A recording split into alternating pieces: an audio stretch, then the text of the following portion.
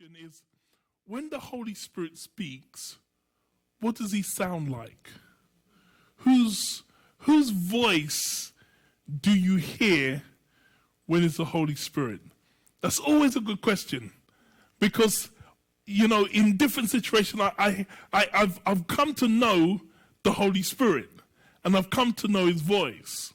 I just know when He speaks, that's the voice of the Holy Spirit.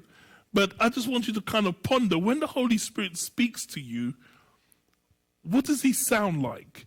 And can you recognize the voice of the Holy Spirit, which may be different from your voice?